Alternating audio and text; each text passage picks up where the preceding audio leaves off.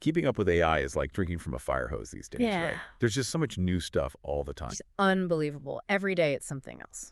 So for our deep dive today, we're focusing on the crucial AI news you absolutely need to know. We've been sifting through research papers, tech blogs, news sites, you name it, to basically try and give you a clear snapshot of what's happening in AI right now. Yeah. Think of it like your AI news update for the day. The Exactly. top stories. Yeah. We'll be looking at some pretty fascinating developments in AI models, some surprising applications across a whole range of industries, and also the infrastructure that's actually being built to power all of this. It's a good point. People don't think about the infrastructure too much. Yeah. So let's jump right into it. Starting with models, Google's Gemini 2.5 Pro is making some headlines. What's the big story there? Well, the big news with Gemini 2.5 Pro is it's apparently made a big jump in its reasoning abilities, and it's becoming a lot more usable for businesses. And what's particularly interesting is that it actually shows its work. It presents its reasoning in a step-by-step transparent way, so you can see how it reaches its conclusions. Transparency, that's huge. Yeah. I think it's setting a new standard for what we expect from these models. It's no longer a black box. You can actually see the logic behind its decisions. So for businesses that are maybe relying on AI for some pretty important decisions, this could be a big deal for them. Oh, yeah, absolutely. Being able to understand why an AI is making a particular recommendation is essential for building trust, especially when it comes to things like healthcare or finance, those high-stakes decisions. Absolutely. Yeah. Now, over in China, Tencent has launched Hunyuan T1, and this one's based on what they're calling the Mamba architecture. What's the key takeaway from this one? Well, the Mamba architecture that powers Hunyuan T1 is designed to handle really, really long sequences of text, much better than traditional large language models. You can think of it like this. If a regular language model has kind of a limited short-term memory, Mamba gives Hunyuan T1 a much longer attention span. It can hold onto the context for much longer. So it's much better at understanding really long documents or back and forth conversations without losing track of what's been said. So that issue of context loss that we see with some of the current large language models, Yeah. this is trying to address that. Exactly. Yeah. It's a big step forward because for AI to be truly helpful, it needs to maintain that thread of understanding over a really long time. Makes sense. Now, Midjourney, which is known for its visual AI, they're also getting into language now. What's the news with their LLM writing improvements? Yeah, Midjourney's taken a really interesting approach. They're trying to boost the variety of creative text that AI can generate. And that's a challenge because often when you try to make these models more creative, the quality of the writing suffers. It can get really weird or nonsensical.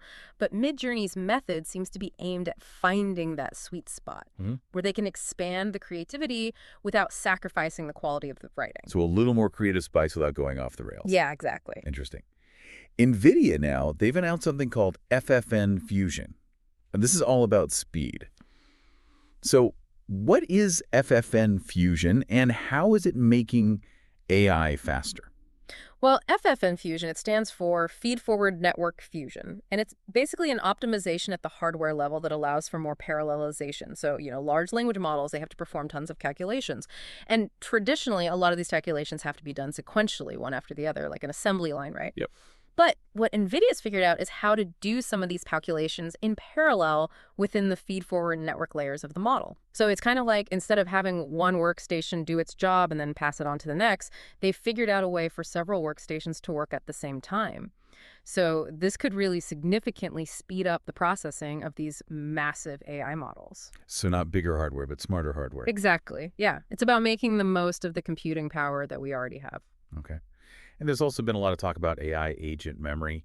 What's the latest in that area? Yeah, so the interesting thing here is how much more sophisticated AI agent memory is becoming. They're using layered memory systems now with both episodic memory for specific events and semantic memory for general knowledge and facts. Okay. So you can almost think of it as an AI that has like a personal diary for remembering its own experiences, and then also a massive encyclopedia that it can access for more general knowledge. And by combining these different types of memory, these agents can become much more contextually aware, and they can carry that knowledge from one interaction to the next. So instead of starting from scratch every time they encounter something new, they're actually learning from experience. Exactly. Yeah, it's a big step towards creating more persistent and intelligent agents that can really learn and grow over time. Interesting. But it's not all, roses and breakthroughs. Mm-hmm. There's still some limitations. And visual reasoning seems to be one of the big challenges for AI. What's the latest on that? Yeah. There's been some really interesting research on this. There's a paper called Reason RFT, for example, Yeah. that shows that AI still has a really hard time understanding and interpreting visual information in the way that humans do. Right. Like, it's pretty good at recognizing objects in an image. But when it comes to understanding the relationships between those objects or inferring meaning from a scene or predicting what might happen next, that's where it really struggles. Things that we humans do without even thinking about it. Right. So, like, if we see a ball rolling towards the edge of a table, Hmm. we instantly know that it's probably going to fall off. Yeah, exactly. But AI still has a tough time grasping those kinds of, basic visual concepts that are so obvious to us. Okay.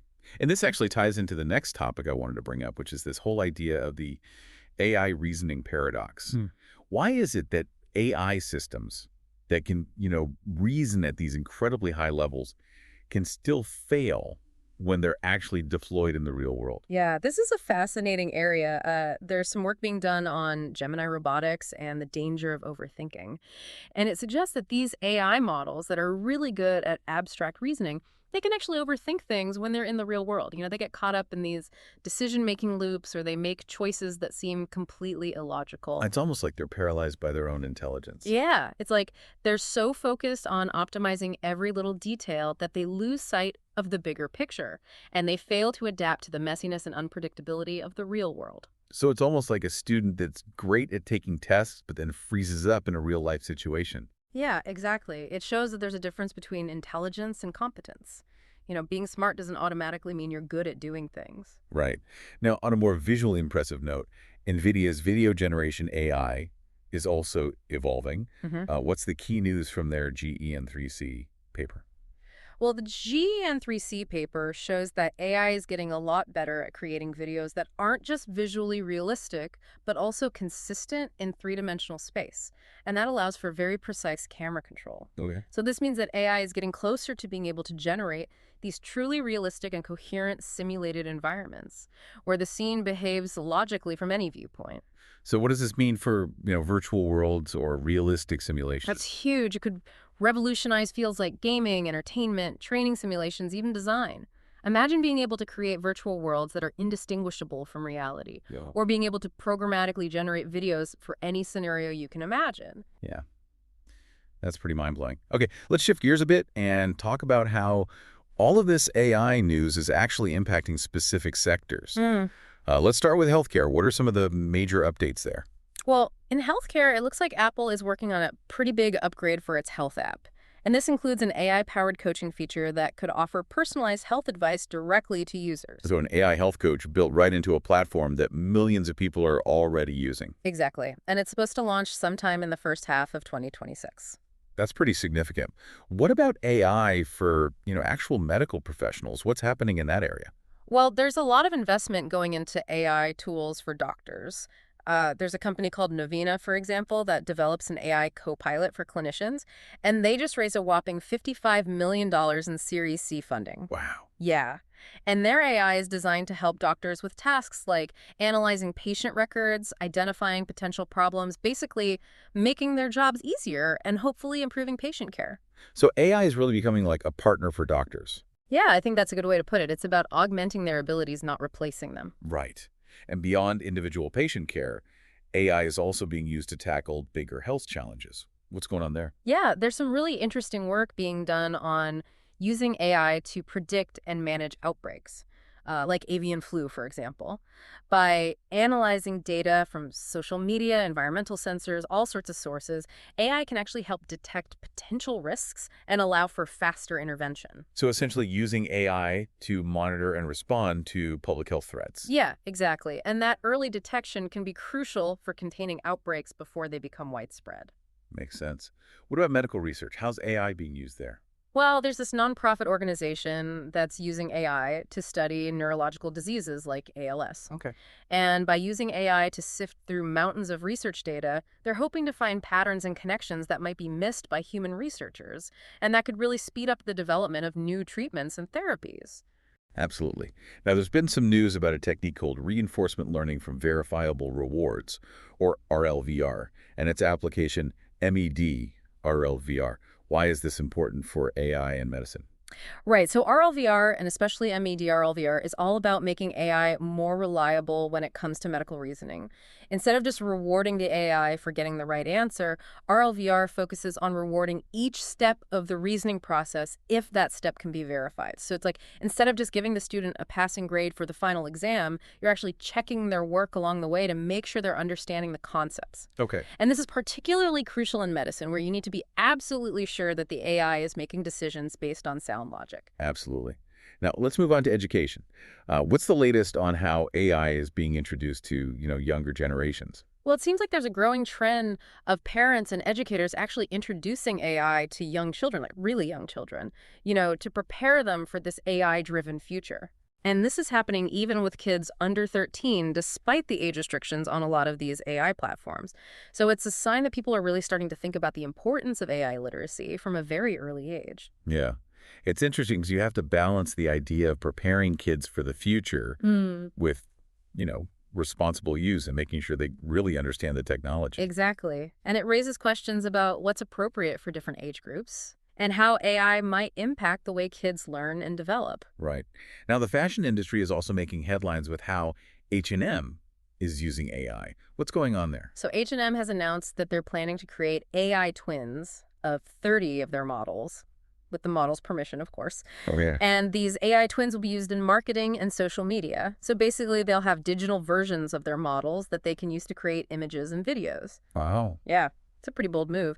And it's sparking a lot of debate about the future of modeling and what it means for the human models themselves. Yeah, because that could have implications for, their livelihoods. Exactly. And it raises questions about the ethical implications of using these digital representations and whether it's exploitative. Right. A lot to unpack there. Yeah. In e-commerce, AI continues to play a huge role. What are the latest developments there? Well, AI is being used more and more for things like personalized recommendations, dynamic pricing, optimizing logistics, basically anything that can improve the customer experience and make the business more efficient. Yeah. But the big challenge is actually scaling these AI solutions to work across massive e-commerce platforms, handling all that data and making sure everything runs smoothly. Yeah, so the potential is huge, but there are some serious technical hurdles. Exactly. Now, security is a big concern in the AI world these days. What's the latest news on that front? Well, there's a company called Straker that just came out of stealth mode with $21 million in funding. Okay. And they're specifically focused on developing security technologies for enterprise AI applications. So this just shows how important AI security is becoming. As more and more companies rely on AI, they need to make sure that their systems are protected from attacks and vulnerabilities. Yeah, you don't want your AI being hacked. Definitely not.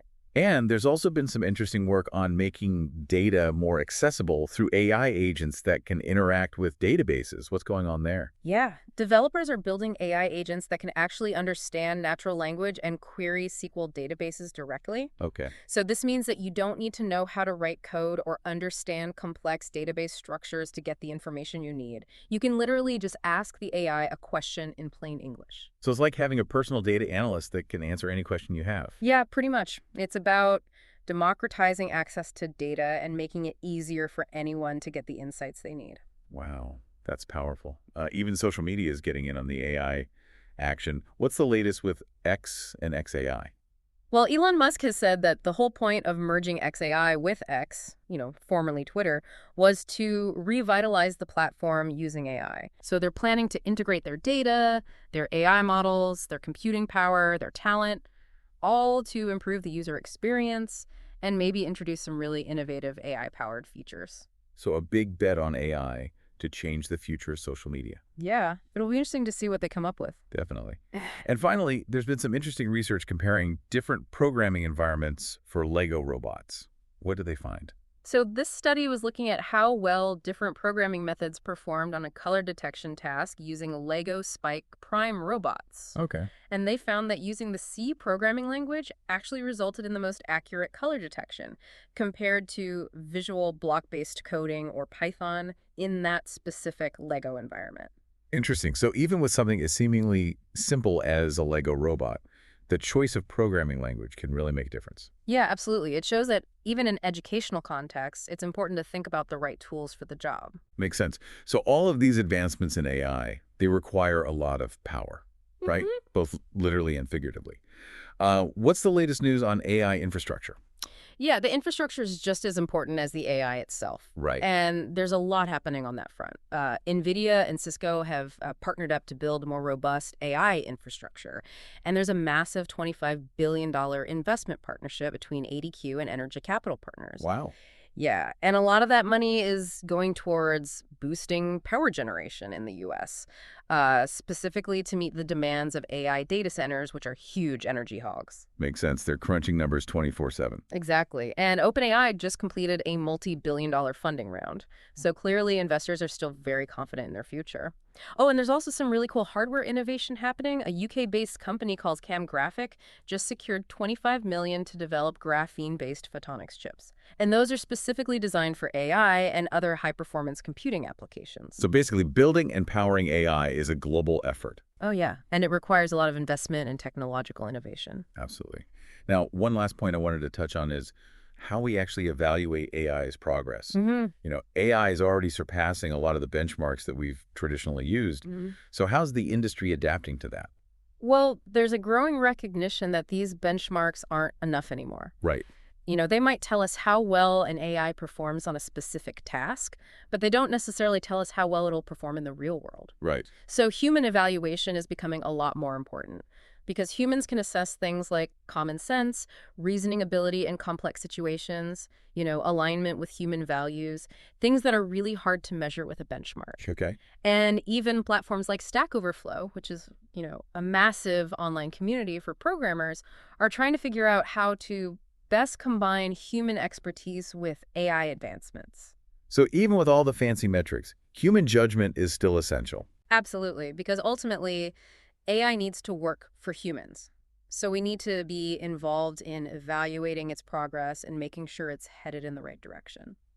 So that brings us to the end of our deep dive into the essential AI news. We've covered a lot of ground, from the latest breakthroughs in AI models to their expanding applications and the infrastructure that's being built to support all of this. Yeah, we've seen how fast AI is evolving and how it's touching practically every industry. Exactly. And it's clear that AI is only going to become more powerful and more pervasive. Yeah. So it's essential to stay informed and keep asking those tough questions about its impact on our world. Absolutely. And to remember that AI is a tool, and like any tool, it can be used for good or for bad. It's up to us to decide how we want to use it. So as always, we encourage you to continue exploring these topics and thinking critically about the role of AI in our lives. Thanks for joining us for this deep dive. Yeah. Thanks for listening.